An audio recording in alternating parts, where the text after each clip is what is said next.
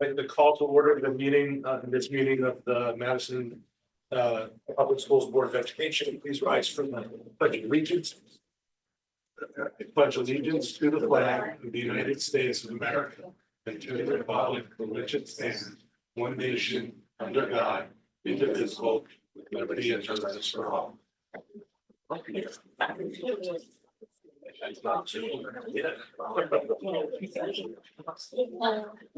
all Master's owners.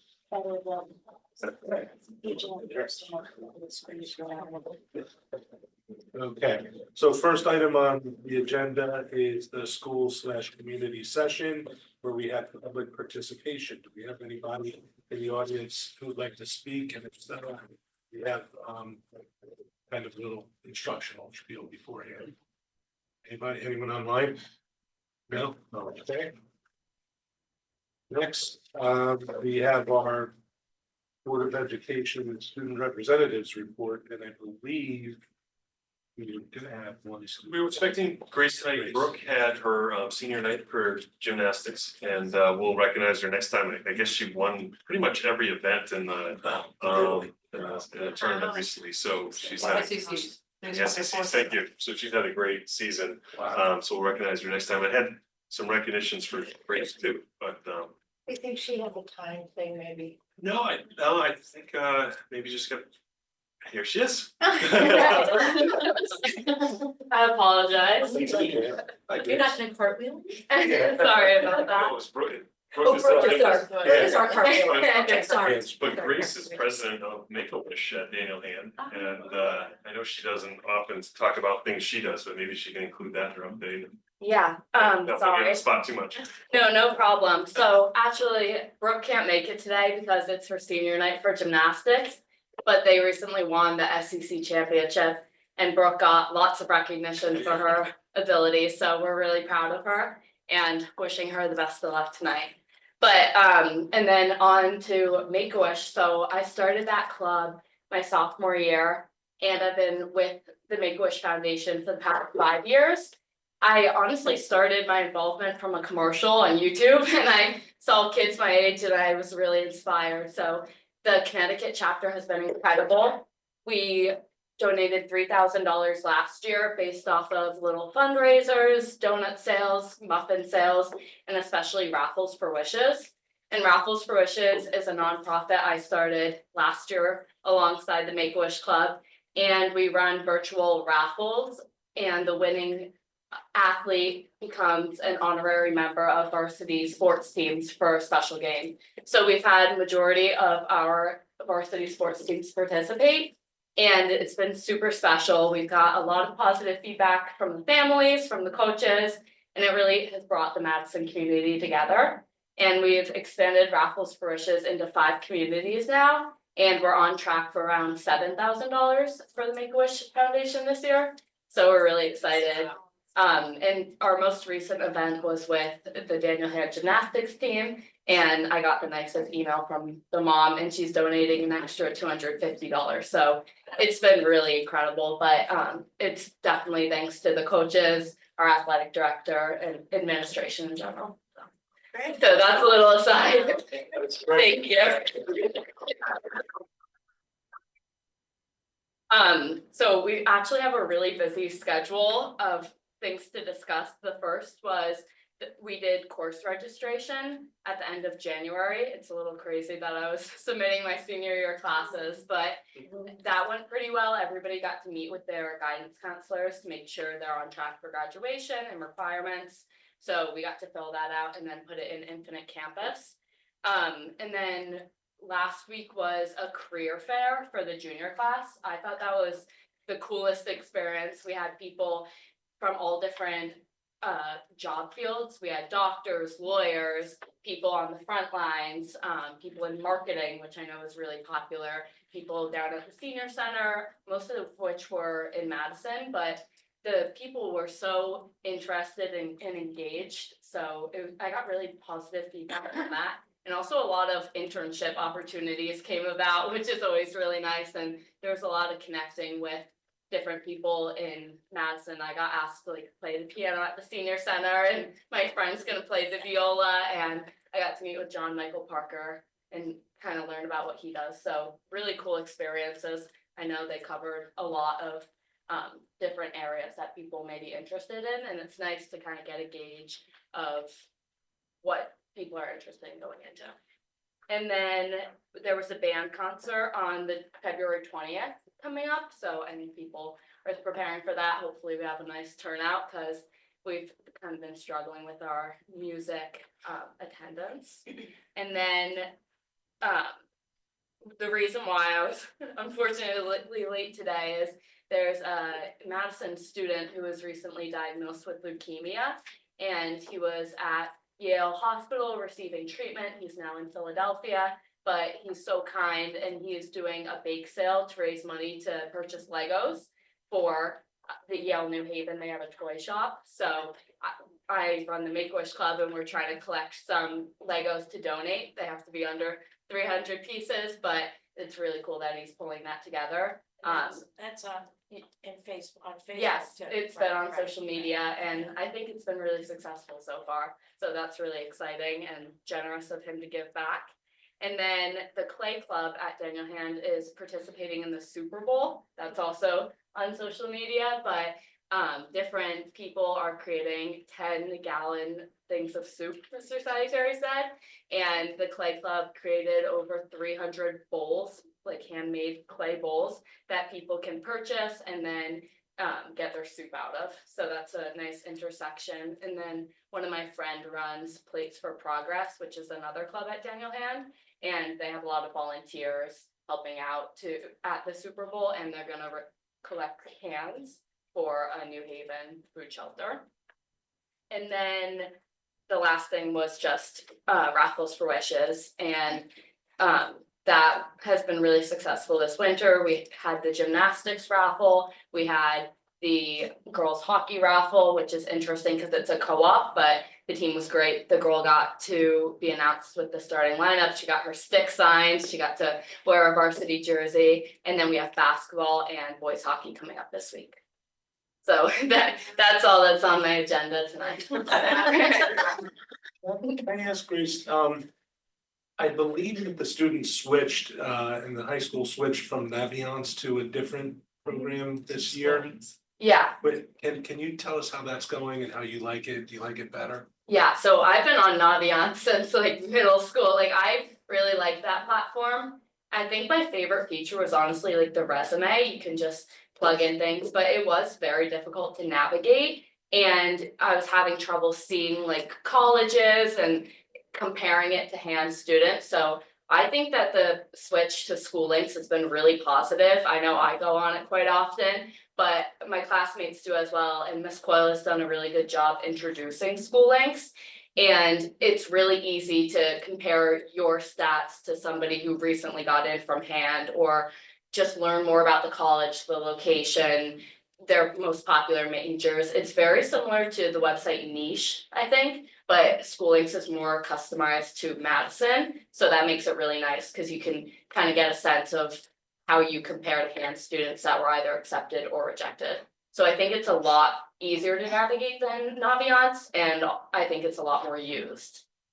Thank you. It's good to hear. Anyone else have any questions for Grace? Great, so thank you. Thank you so much. Thank you. Congratulations and good luck with the new fundraiser. Thank you. Thank you. Thank you. Obviously, feel free to leave whenever you feel comfortable. Thank you. Okay, so next is the superintendent's report. Dr. Cook. Yes, so it's Polson night tonight at the board meeting, so I'm gonna ask Catherine Hart and Martha Curran to come forward, and we're gonna start with a student recognition. And so chances are, if you've been to Polson, you've met this student. You can't really get too far at Polson without our greeting you or asking you some questions. We had a superintendent visit today, which I'll talk a little bit about later, but I know some of my superintendent colleagues have the pleasure of meeting our student that's going to be recognized today. So Catherine, I'll let you take it. Great. Arjun, do you want to come up? The next one too. So Arjun is a 6th grader at Paulson, and he's already made a strong impression in just a few short months. He was recently recognized as a Scholastic news reporter and shows incredible curiosity, dedication, and a passion for journalism. I had to interview him to find out what it actually took for him to be selected in this role. In the fall, he interviewed Jeff Kinney, who is author of the series of The Diary of a Wimpy Kid. And he presented his new book to a full house at Paulson. And Arjun had the backstage in the band room to be able to interview him, ask him some questions about what inspired him to write the book, and really offered some valuable insight for kids across the nation. And he shared the advice that he got from the author for his journey and what he had accomplished so far and how he got to this place in his life. So more recently, Arjun has recognized and reported on some of the fundraisers at Paulson that are being created by students, such as the Hats for Hope and clubs that we've had doing the Blizzard for Giving. So he highlights their passion, compassion, and how they have supported causes close to our hearts. So reporting on these events not only have highlighted the importance of giving back, but Arjun has also showcased how our community comes together to make a difference. Through all of these experiences, Arjun continues to grow as a writer, but not just a writer, or also as a storyteller, bringing important news and events to life for others. So the quote on the bottom of his autobiography on the Scholastic website really resonates with me, and he has a powerful message for all students. And it says, "You can do things that you never thought possible as long as you work hard." So Arjun, we know you're working hard and that you continue to do so. We're so proud of everything you've accomplished so far, and we look forward to many more articles in the future. Thank you very much. You're welcome.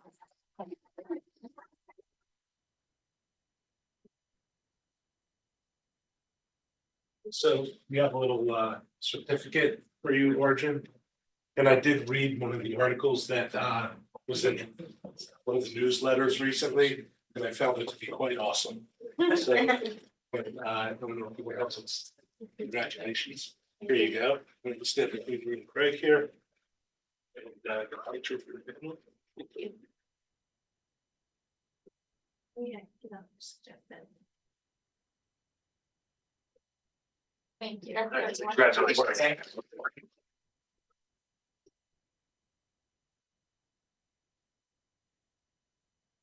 Yeah, would you like to take a picture with us too? Yeah. The family event.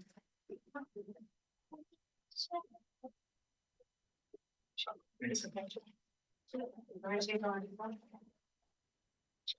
Thank you. Congratulations. Thanks for sharing your story with us. All right, ready? 1, 2, 3. We're changing. Okay. There we go. Thank you.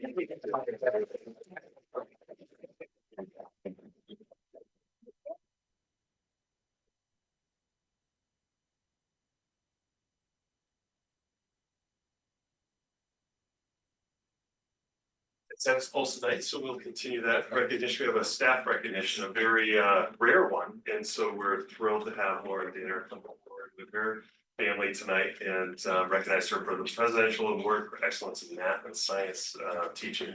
Only 110 educators from across the country received this prestigious award, and so although Lauren received the award prior to being hired in Madison, she received it for her work in 2021. It was just recognized recently, and it's a major celebration for us because not only was Lauren recognized with this prestigious award, but Mrs. Hart and Mrs. Curran were smart enough to hire Lauren over the summer to join us. And we also want to congratulate them as well on a tremendous hire. So over to you, Catherine. Thank you very much. So as Dr. Cook just said, this is Lauren Danner. She's our science teacher for us on 8-1. And shout out also to Kate Patler, who's also a science teacher on 8-2. So we have 2 new science teachers in the same grade this year that are fondly dubbed the dynamic duo. They do everything together, from planning to prepping to making all the labs, and really bring science to life for their kids. So in the short time that we have known Mrs. Danner, she has impressed us in so many ways. Instruction is dynamic and immersive. Assessment is engaging and supportive. But what sets her apart is her work with students. Every day, she demonstrates unparalleled excitement and unmatched energy in the classroom. Every day, she motivates students to levels of enthusiasm that matches her own. Every day, she motivates students and to bring them to a whole new level. And students know that she genuinely likes them and they like her back. Mrs. Dana is a science enthusiast, and that's what makes me want to be one too. And that's a quote from one of your students. So when visiting Mrs. Dana's classroom, it might actually appear that she's not doing much, that the students are doing the work. And that's because they are. Lauren's work starts well before the start of the school day.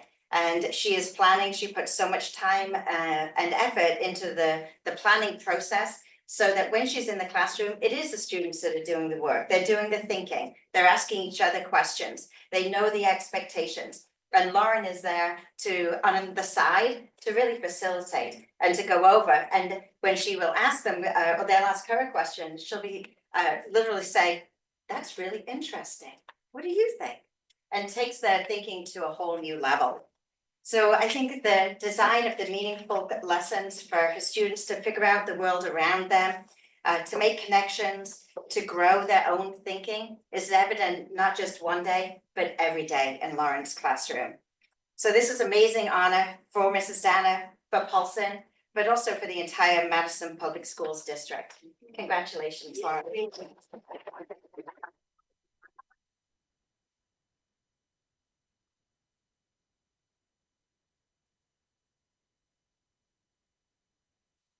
much. Okay. Because non-negotiable. Thank you so much. Sure.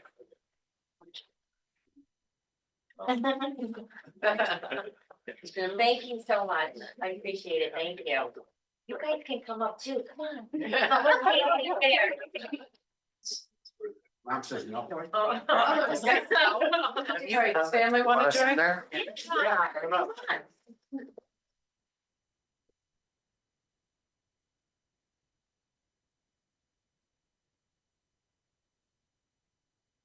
Thanks for joining us. All right, ready? 1, 2, 3. Okay. You guys, thank you so much.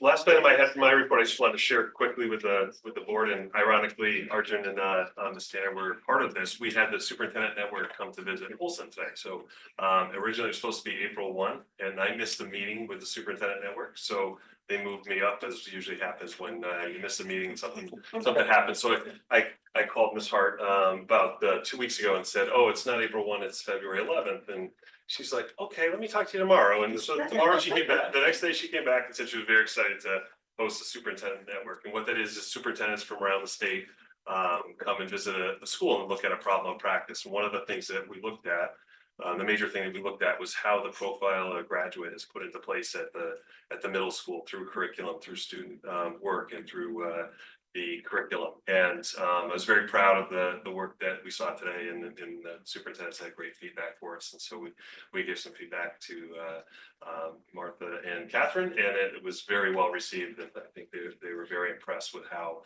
it really is come to life at our schools. It's not just something that we put on the wall. So thank you to Gail Downey-Hedge, who was part of the visit and helped prep for the visit, of course.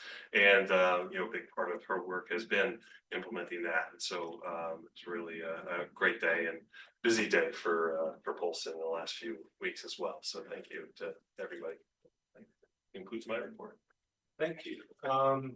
So before you guys leave from Polson, I have one more thing. It's now board members' comments, and I just want to start by thanking Polson and your staff and your students for recently there was a lesson in your history class, 7th grade history, where they were using virtual reality goggles and watching a tour on an important history subject.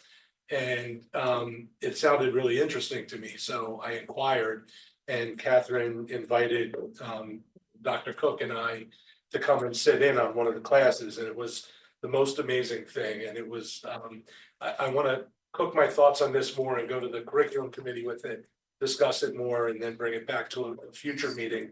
But just very quickly, we don't buy like 1 million sets of goggles for all the kids. We had like 5 or 6 sets. It's a small group instruction. It's a pullout, which also, in my opinion, is good because it helps to diminish the stigma that sometimes happens with pullouts, either for additional help or for enrichment. So, kids get pulled out for all different reasons, so nobody suspects anything's weird about it. Like when I was a kid and everybody was like, oh, he's getting pulled out he must need extra help. So I think it reinforces that. It gives the students agency. They participate in the lesson, and the student and it's combined with discussion afterwards in that small group.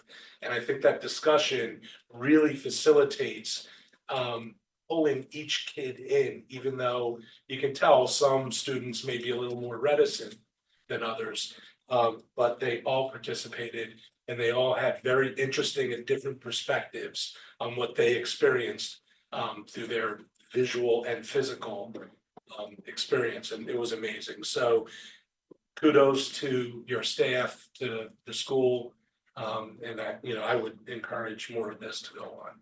Thank you. Thanks for letting us. Thank you. One last comment I have is happy birthday to Emily, as is our tradition. She's gonna skip No, around the no. room. Oh. Breaking with tradition. No. No, that's it for me. Anybody else have board member comments? Okay, thank you. Moving on to audience response to information presented. Anyone online? No, anybody in this audience want to say anything? No? Okay. Moving on to item 7, consent agenda. And by the way, those of you who came here to celebrate, feel free to, you don't have to sit here for the boring stuff. Thank you very much. Thanks for joining. Congratulations. Congratulations. Great. Thank you. Moving on to the consent agenda. I need a motion to approve the consent agenda. Emily, do I have a second? Any discussion? Seeing none, all in favor of approving the consent agenda, say aye. Aye. All opposed, nay. Any abstentions? 7, 8. Okay, motion carries 8-0. Okay. Now we move on to our board committee and liaison updates. And the first one, as is usual, is curriculum and student development, which met this evening. Stephen. Thank you.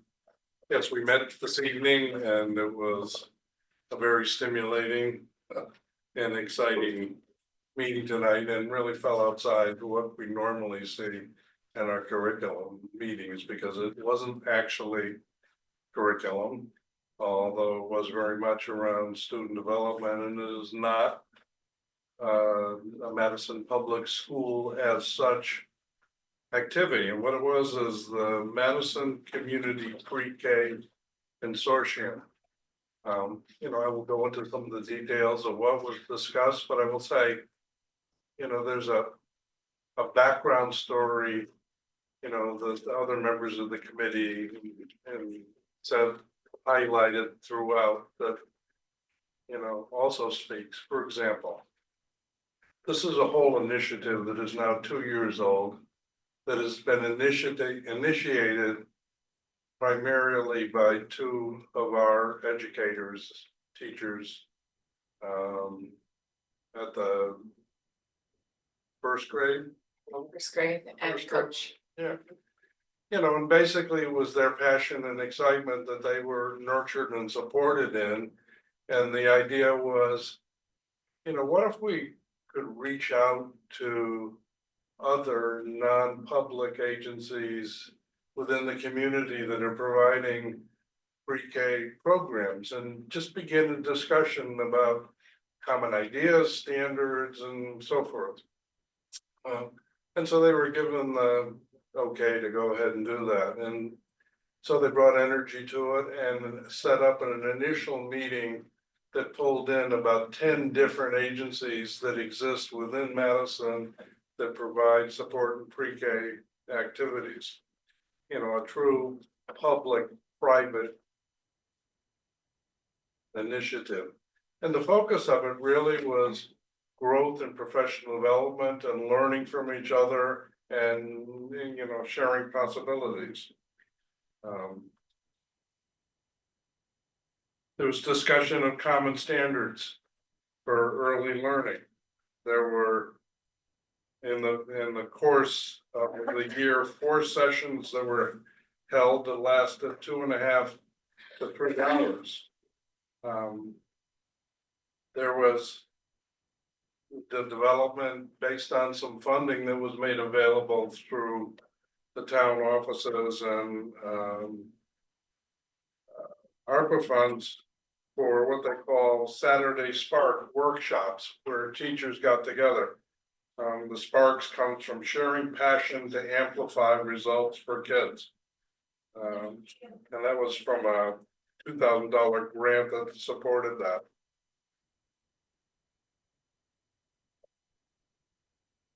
Really, some of the comments from our committee members, it really puts Madison ahead of the curve in terms of exploring what is coming to Madison and every other district in the state, which is the need and the requirement to do pre-K. As far as we know, there is nothing currently going on that would match this. Some of Kathy's comments, that I thought were very important was, the power of the coaching model and teachers supporting each other and coaching and developing their professional practice. I sat and aside from being excited by, the energy that came from that, I sat and I said, this, and we've discussed this so many times in curriculum and in board meetings.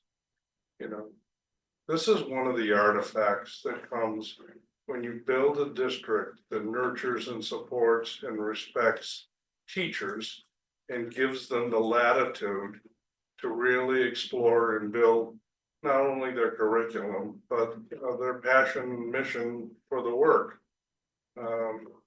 These folks aren't getting paid for this, and they put in all this time. It was, it's really remarkable presentation, and and I invite others, because I'm not doing it justice, to had their comments in terms of what was presented. Yeah, it was definitely so nice to see such a nice through line from the work that happens in beyond pre-K and in classrooms with coaches and with teachers. And then not only that, but just the fact that this work, that this consortium work, it happens at night, in the evenings, and on weekends.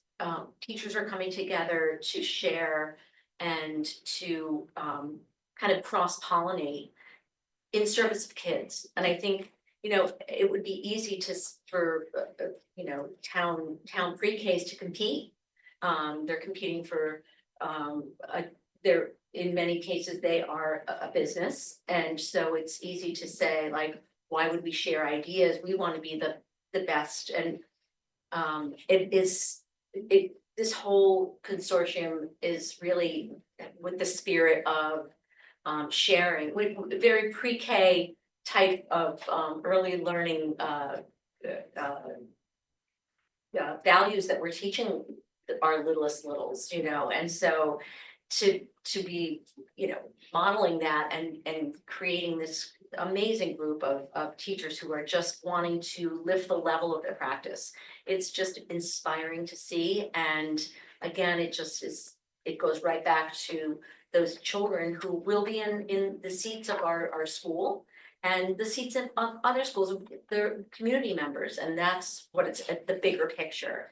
And I think it's very unique. This is such a unique approach to supporting teachers and supporting families, because it really does trickle down to that and how we can support families in you know, raising their children, and it's just such an investment in our community, and it's such a testament to what happens within this district, and I'm just so proud to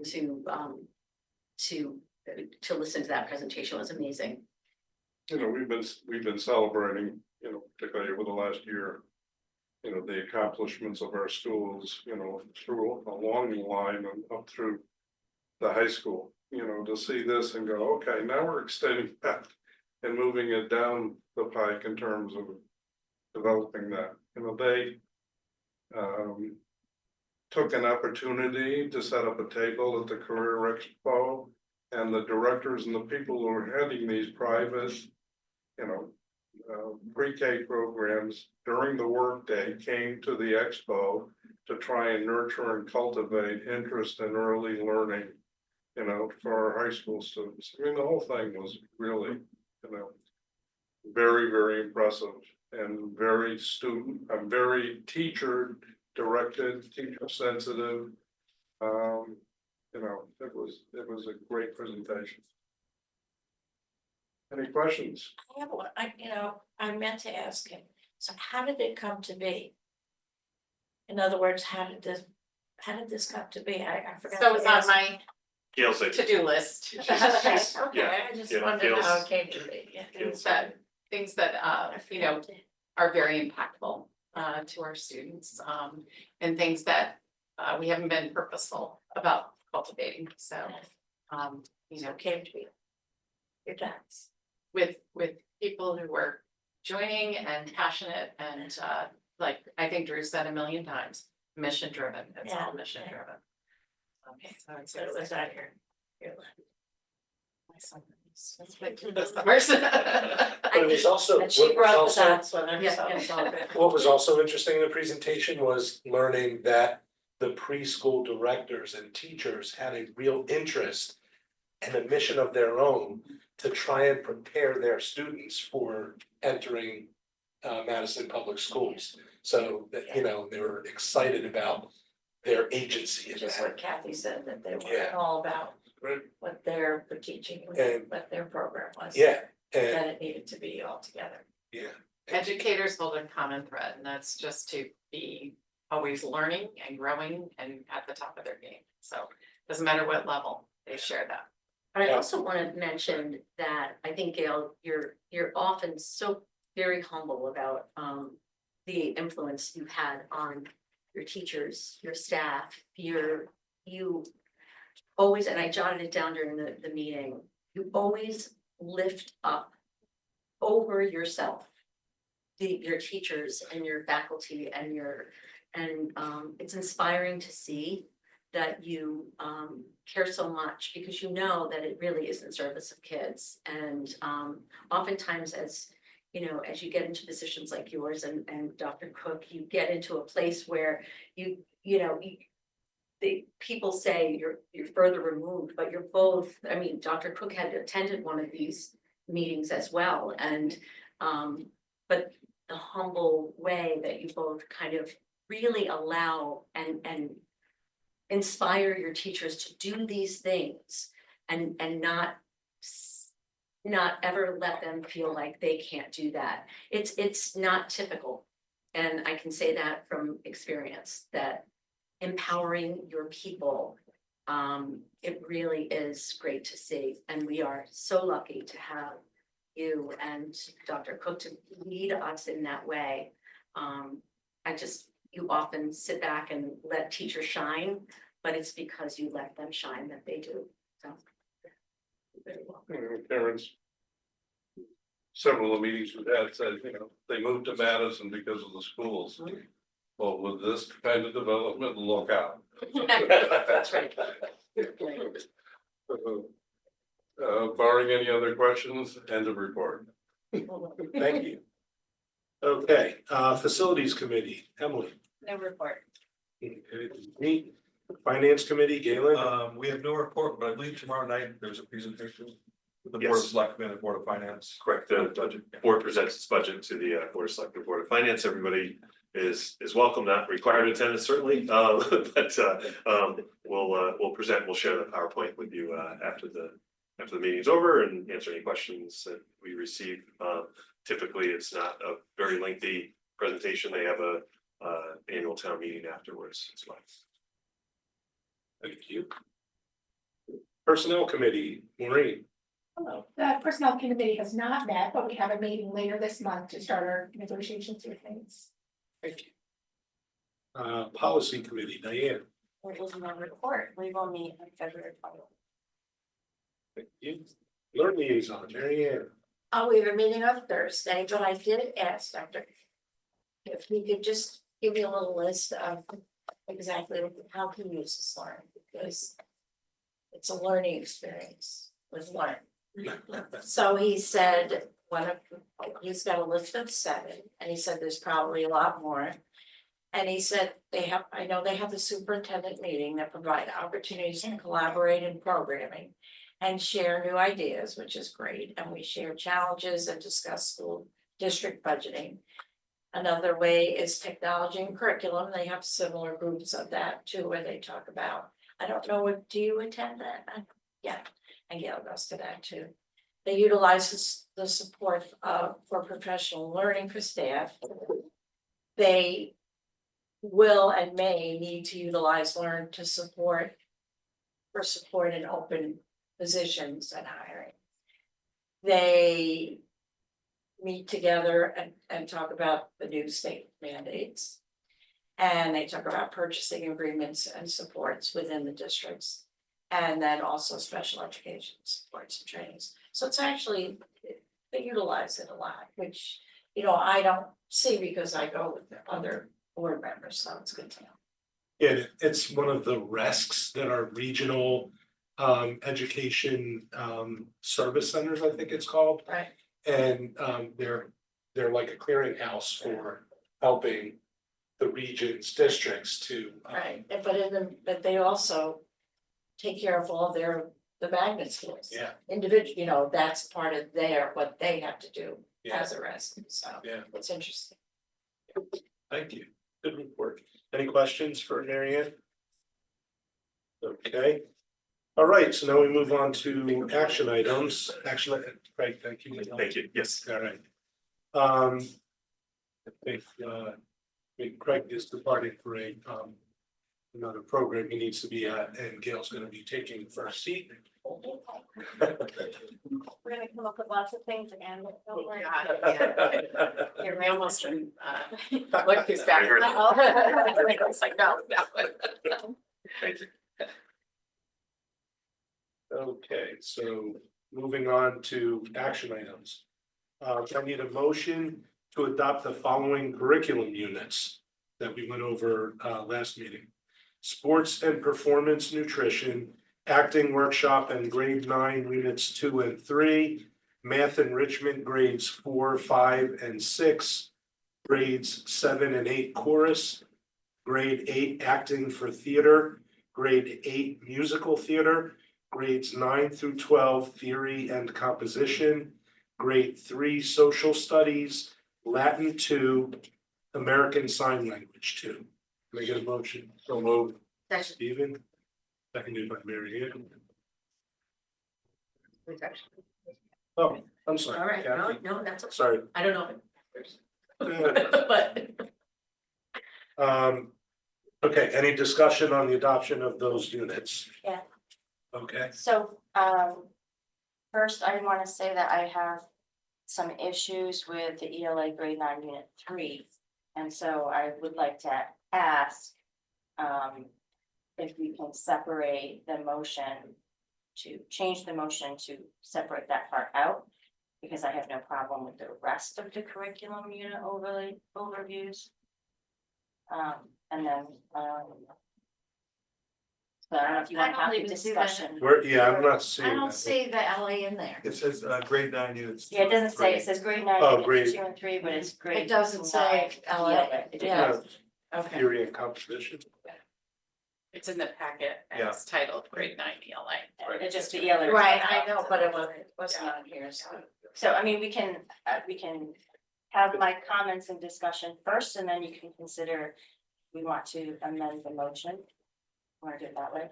Well, let me first ask, I'm sorry, I'm still not seeing it after a couple people were talking at once. Sorry. Is it included already or is it It not is. on here? It is after acting workshop, it says and grade 9 units 2 and 3, and in Oh, your packet, it's labeled, it's under ELA. It says acting workshop and then grade 9 units 2 and 3. And it's really only unit 3 that you have an issue with, so Correct. grade 9, unit 2, your Fine. motion would be fine with leaving that in. And probably should have the LA. Well, whatever, I mean, you can amend the motion to however you want. Essentially, so I will just give a brief overview of what my objections are. Okay. So in asking us to approve the curriculum unit, there were some examples given of books that would be used in unit 3 through grade 9 in the book club section of that unit, where the students would choose the books one of the books to form a book club and review with their colleagues. So I am unfamiliar with most of the books, a couple of them I have read. And so I did some research on them. And my problem is that I don't think that there is a great enough breadth of choice. It seems that it has been, the subject matter is very specific and repetitive. So the first book is All American Boys as an example, and this, I went on the Goodreads to see what it was about. 2 teen boys handle racism and police brutality in their community. And I did note that it happens to be on like that list of banned books that people object to because of the quote unquote inclusion of anti-police messages, alcohol, drug usage, and profanity. It discusses racial bias and equity. So then I looked at the next book, and the next book is The Hate You Give. And although I've heard of it, I didn't read it myself. And so the subject matter of this one is about a white police officer that shoots and kills a Black African-American boy or teen. And it's about the girl who's a community member. So the next book is, so that's 2 that I thought like, well, they're kind of focusing there on the racial problems and really talking about police brutality versus Black teenage victims. And I thought 2 books out of like the 8 or whatever that were included in the examples. And I know there are more that to choose from, but these are the ones that were highlighted. So then the next book is Wolf Hollow, and I don't know if any of you are familiar with these books, if you've read them, if you did research on them, but I again was unfamiliar with this book, and I know it discusses bullying. It's considered a historical fiction set during World War II. And the review that I read on Goodreads was that it was graphic, it was disturbing, it was grim. It includes some animal torture and killing. There is no redemption, there's no comeuppance for lying, there's betrayal without redemption, accusations without exoneration, and it was a very dark novel. So then the next book is called Speak, and that is about a freshman girl who is raped. Then the next book is The Lovely Bones, which I actually have read, and this is a story that is told from the perspective of a dead girl who was raped and murdered. So okay, well, there's 2 now that are subject matter of female rape and murder. Then the next book is called Monster, and it's about a 16-year-old Black male in jail accused of being an accomplice in a robbery that ends in murder. Then there's Every Day, and this is kind of a strange, a unique, I should say, story. I was so when I read the description, I didn't really understand it, so I actually downloaded it and read like half of it. So it's about a person who is non-gender. And they live their life by every day, they jump into a new 16-year-old's body. So one day they could be a boy, the next day they could be a girl in different towns, whatever, and I personally don't have a problem with the book. I thought it was a very, unique book, but I could see how, because of the way that it's written and it really gives you the sense of this person who they call A has no gender. And so it could be construed as promoting or about sort of gender fluidness. And I mean, it's kind of a love story as well. It's complicated. But anyway, it is unique, and it is at least a different theme than the rest of them. And then there's of course To Kill a Mockingbird, which is about someone accused of rape and murder, and then Lord of the Flies, and everyone's probably familiar with that. So I just felt like the focus of the subjects of these particular novels that were highlighted to be in our curriculum, I felt like we can do better. I know they're supposed to be, thought-provoking, and you want them to have discussions and, really dig deep. But I think certain subjects can be triggering, like, rape, murder, and animal torture and killing. I think that we can find, of all the books out there that are, Newbery Medal winners, etc., that we can find more diverse subject matter than just like rape and murder and white police brutality and some Racism. dark subject matter. I also read No, those you're- reviews, and I feel exactly the same way. I think it's overkill. I think, I don't believe in banning books, but I think that at that age, there are so many wonderful masterpieces, so many wonderful books that we could bring in and have the kids, classics. And I just don't, I had a hard time with it too. And I have excerpts from the books. And I was just gonna say, when you say so many wonderful books, I'm gonna put those books in with that group. I think that it's so important to understand two things. That this is there's choice. And so if something is triggering, oftentimes authors and teachers, especially teachers, will allow children to have some understanding of what they're embarking on. I don't think you're gonna find a book 9th grade and up that fits their lexile, but also just fits their developmental stage that doesn't have some of those themes in some way. People could say Bambi has that, Bambi's, every Disney story out there has that. Hansel and Gretel has They have underlying. happy endings. Well, but I They think actually don't, the kids get cooked in the oven, but my point is, Maybe I didn't get that out of that. for Hansel and Gretel. anyway. Anyway, my point is that those themes are present in so many of the books, and I think that the other piece of it is that we're really encouraging kids to have an opportunity for windows and mirrors when it comes to reading, that they can see themselves in many of the characters or in a storyline, and then there's then that's your mirror piece, but then there's a window into a world that they have no clue about. And this is their opportunity to learn about the rest of what's happening in the world that might be not what's happening in Madison. So I think it's important for our kids to have opportunities to have both a window and a mirror when it comes to being a reader. And I'm not saying at all to ban the books. I'm certain they are available in the school library and in our town public library. Absolutely, but there are certain things, that to consider about student choice as well. When I think, because I have a child in the system, they don't always pick a book based on the fact that they want to read that book.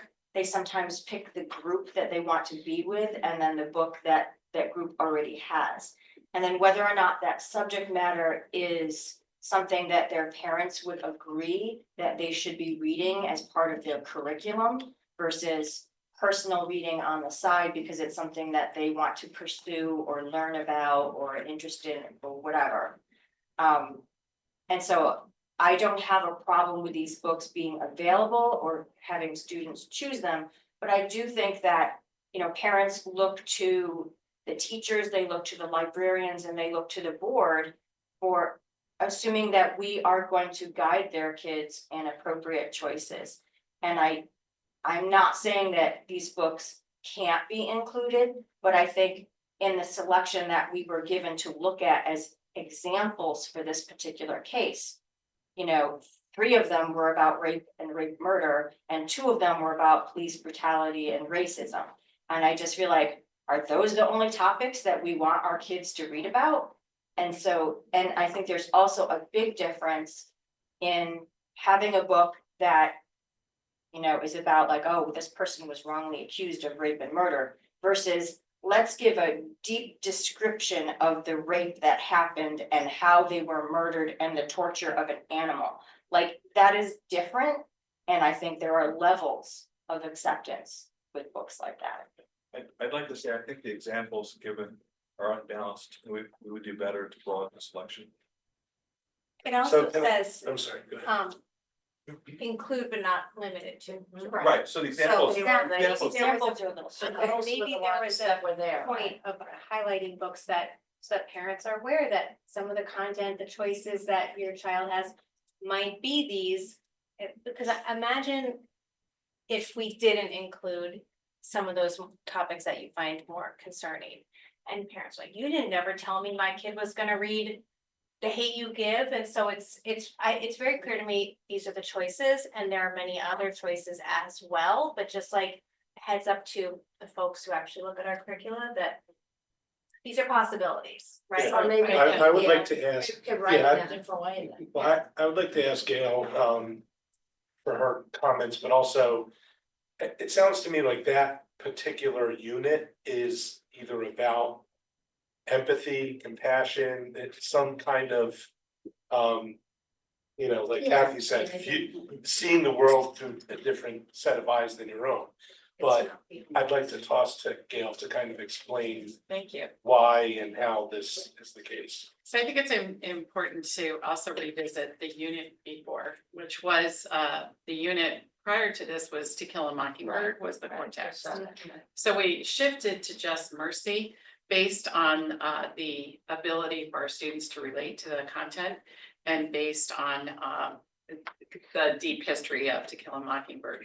So the first unit, that unit 2 is the theme is what it means to fight for what's right, to really delve deeply into character and character analysis, character point of view. The unit that's under discussion this evening is actually a unit that was adopted in 2019 and has been listing the exact same titles in the overview since 2019 as book club choices, with the exception of, we used to have, so All American Boys, The Hate You Give, Wolf Hollows, Speak, The Lovely Bones, Monster, Everyday, all are the same. We replaced Staying Fat with To Kill a Mockingbird and The Body of Christopher Creed with The Lord of the Flies. One of the things that this unit does and that the standards ask us to do is one of the knowledge pieces that we have is about perspective. And this is available on the website. It's all been very publicly facing. Perspective is shaped by examining what characters know and don't know, whether or not the narrator is reliable or unreliable, and considering how one event may have many interpretations. So this, of course, is some of the key vocabularies: perspective, point of view, unreliable narrator, conflict, empathy, theme, and critical scene. It is, you are correct that we do try to make it very transparent. Anything that could be triggering or controversial, we try to put in the overview. So it's very publicly facing, which is why we had it there in 2019. Teachers do a great job of introducing book clubs and saying, here's the overview of this book. If this is something that seems like it'd be triggering for you, this may not be your best selection. And there are other titles as well, but yes, in fact, we do put titles that we feel are really important and relevant to be transparent in those reviews. Are all the titles listed on the website or just these with plus examples? These are just examples. There are other titles, but these are ones that definitely tie into the work that the unit is doing. So we certainly want people to know that those are titles that. But students not all can the, explore. but not all the titles are listed on the website. No, No, we don't because- list every title of every book that we study. All right. What I think is, Sorry, Steve. He's already talked. But how would parents know that some of these are controversial? They would look it up. I mean, there's no filter that we have of look up this book or, no, but So we're listing them on the website because they're potentially controversial. In the interest of transparency, If but they're- parents wouldn't really know that. if they're core materials or materials that we talk about are important to the work of the unit, then we always list it. So any shared read, like Just Mercy or To Kill a Mockingbird, we would put that as a shared book experience. We absolutely would put that.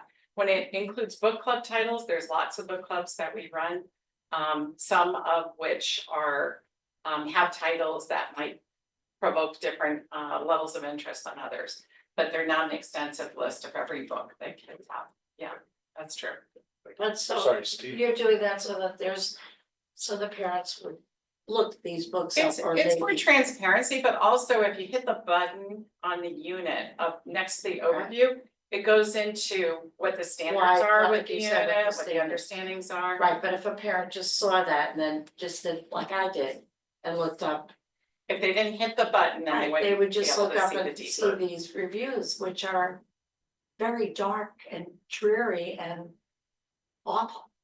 I mean, if you didn't read the whole, I didn't read the book, I just read what That's each one that's the stands for. expectation. So if a parent did that, that's all, you know, I Yeah, I think it's all could you about, put a warning label and say, look, this is well, then you're just. Have it on you're looking at which website do you give warning labels to and which ones, Right. which reviews do you?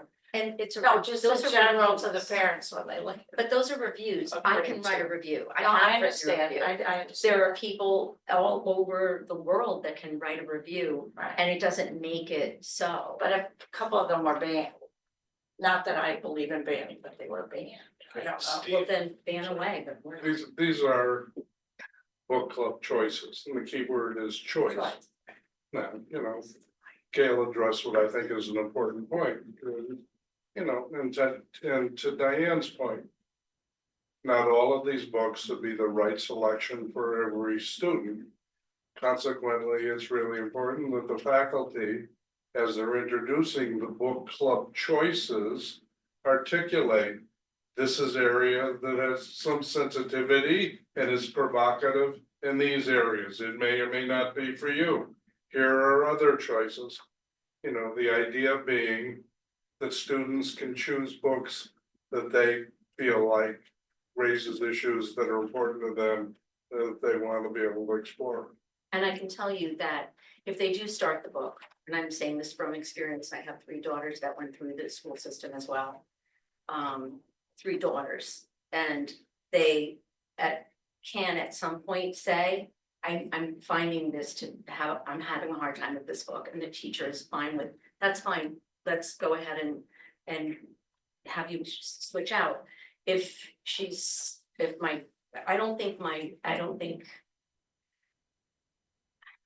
I have enough faith in our kids to know that if they're not just choosing for social reasons. And if they are, that's another thing that a teacher addresses throughout her time as a teacher who provides these books. She's going to support kids in making choices. Teachers have conversations with kids individually and within groups. That's what book clubs are. And so they have an opportunity to say, you know, and this is also a growing opportunity for kids, especially as freshmen, that we don't choosing a book club just because your friends are all in it doesn't always turn out to be the best book club for you. This is how kids learn how to choose books. This is how kids learn how to have a readerly life. And that is the point of teachers providing lots of options and letting students and having the faith that students will make decisions based on what is best for them and not for what's best for their friend or their parents or their neighbor or their brother or sister, but what is best for them. And that is part of growing up. Surprise, I can agree with you, that was well said. But I do have but my concern is more that the examples given are unbalanced. And so is the purpose of listing those examples to provide transparency for potentially disturbing things, or is it a representative sample? And so I would just say it's a little, and so you have the opt-in phenomenon, Yeah, right? You just I got it. tend to choose what's listed, even though there are other choices. So my point is maybe we should broaden the selection of the list our mind. Yeah, and show, Gail, and I think that I see you nodding your head, and I think you agree. It's nice to be able to have a little, like Diane is saying, a little more breadth. It feels, maybe just having just a few titles as examples. But again, it does go back to that standard.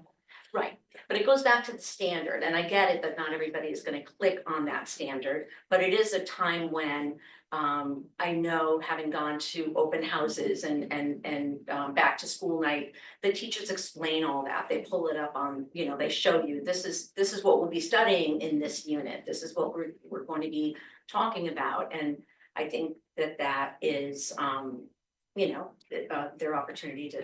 But I think, based upon representative samples of parents who have come to Board of Ed meetings, I do feel like our parents want to be, I don't want to say spoon-fed, but I mean, a little more helped in accessing or saying like, hey, just so you know, your ninth grader is going to be doing, book club. If you go to our website, you'll see a representative sample of books that they can choose. And if you have any concerns or questions, you can talk to your child's teacher or whatever, talk to your child about good choices for them. Yeah. And that way parents don't feel like they're being blindsided or circumvented or that it's not transparent.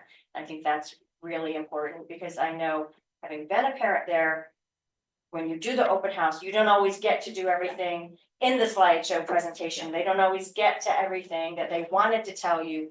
And you might not have that knowledge that, and no one, I think most people don't have a lot of time on their hands. They're like, let me peruse the Madison Public Schools website and see all the things I can click on that pertain to my student. I think they need a little more like, hey, it's right here if you want to see it, if you're concerned, if you want to know.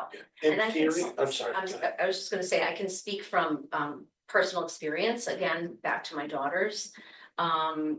Their own experiences that they've had in their lives, and at the time when they would have choices, it is reaching out to the teacher on an individual basis and saying, just a heads up, here's the situation, I'd like to just, how are things, I'm not saying don't read that book, but I want you to be aware that my child, might need a little support around this.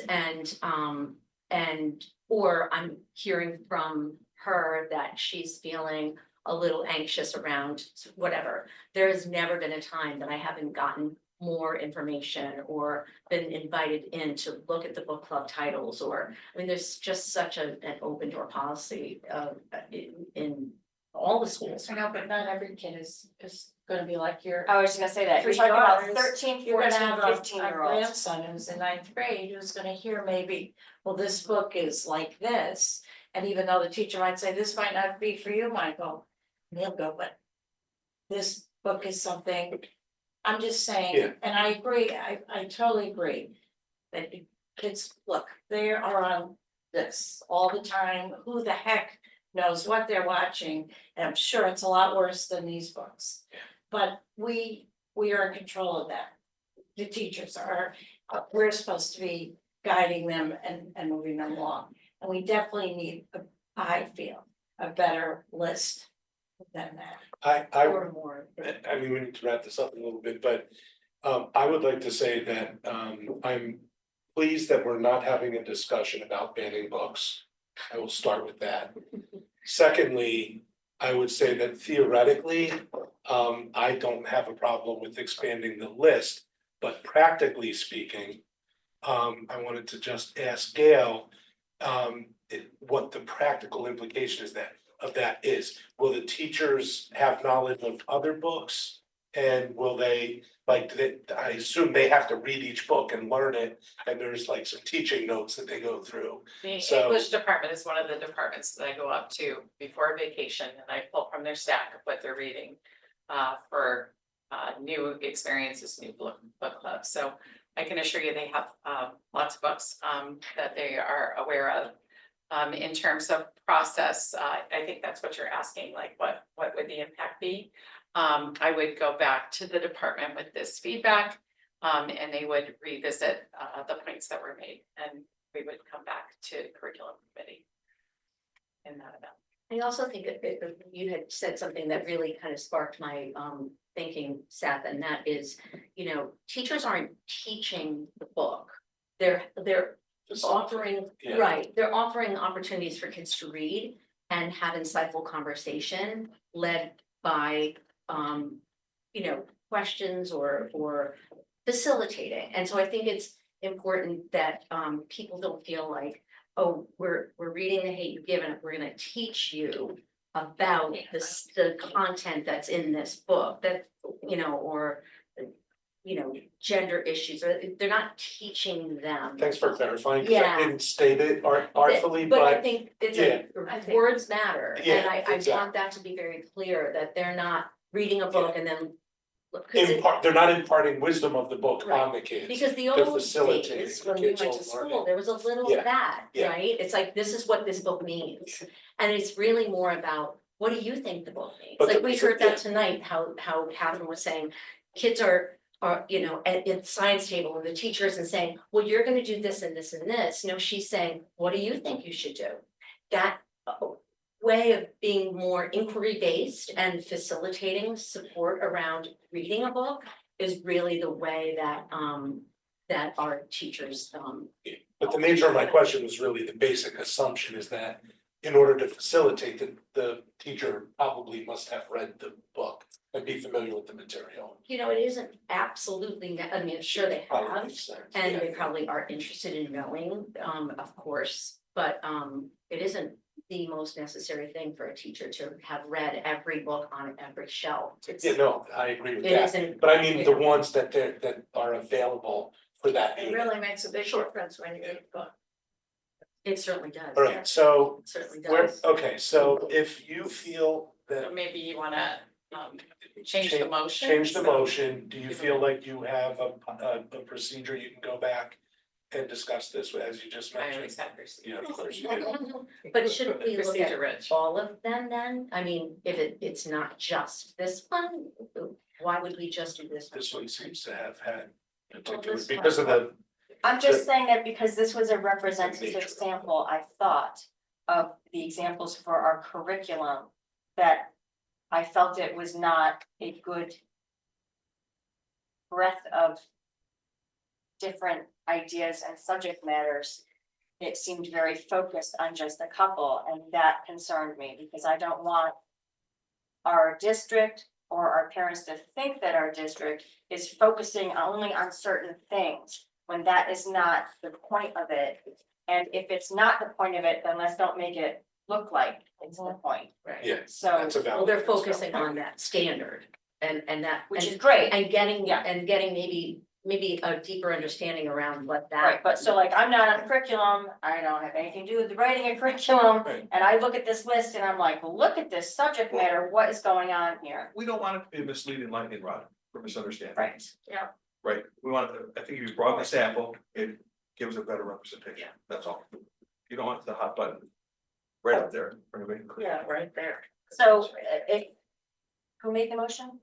So the motion was made by Steve and seconded by Kathy, So and if Steve can amend his motion to just remove the grade 9 unit 3, we can go forward with the amended motion and vote on it, and then the unit 2 would go back to Gail and then curriculum and then come back. would you accept a friendly motion? I would accept that, yeah. We don't need That's another the easiest way to second. do it. Okay. All right, so So friendly Stephen, who motion. made the motion, is accepting a friendly motion to alter the wording of grade 9 units 2 and 3 to Unit say 2 can instead say, grade 9 ELA unit 2, Great. just 2. No, we're leaving We're 2. leaving Excising 3 3. out.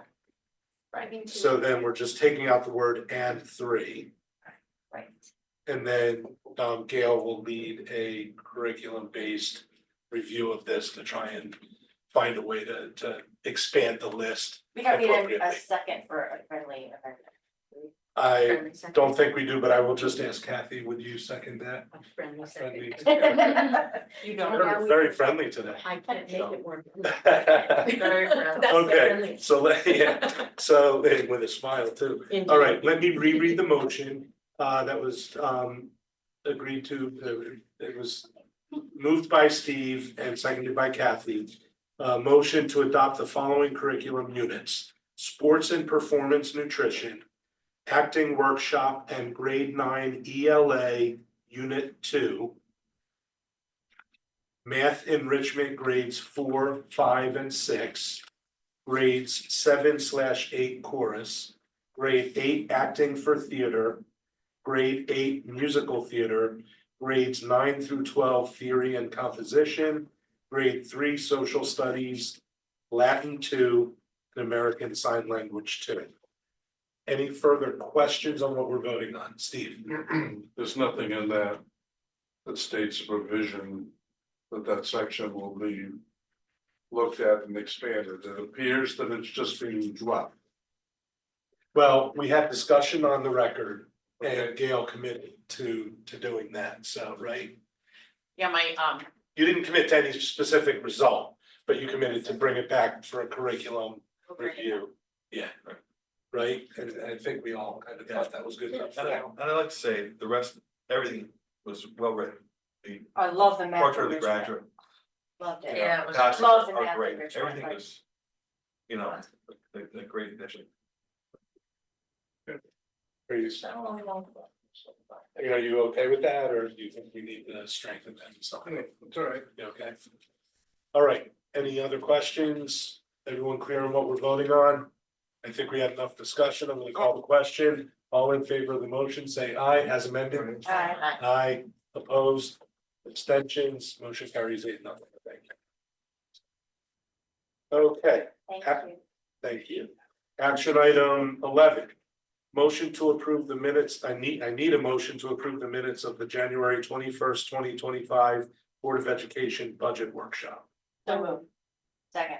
Kathy, seconded again, Very fast. seconded by Very Diane. friendly. Any recommended edits to that? Any discussion? Seeing none, all in favor, aye. Aye. Opposed, nay. Any abstentions? Motion carries 8-0.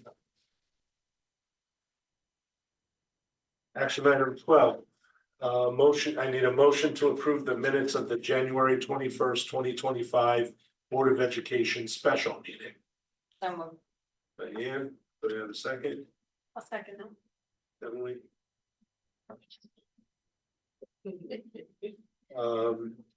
Any discussion, recommended edits or anything? Seeing none, all in favor, aye. Opposed, nay. Any abstentions? Motion carries 8-0. Thank you. Any requests for future agenda items? Since Gail is here, I'm sorry. Let's see. I think we're all out of suggestions. Aren't any left on the. He's busy for the rest of the year. And I will entertain a motion to adjourn. So moved. Diane, That's for this stuff. seconded by, I'm gonna give this one to Mary Ann. Did you second that? Yes, I Yeah, okay. did. My husband's starting to. To close up shop at 6:45. All in favor, aye. Nay, any abstentions, motion carries 8-0. We are done. Thank you.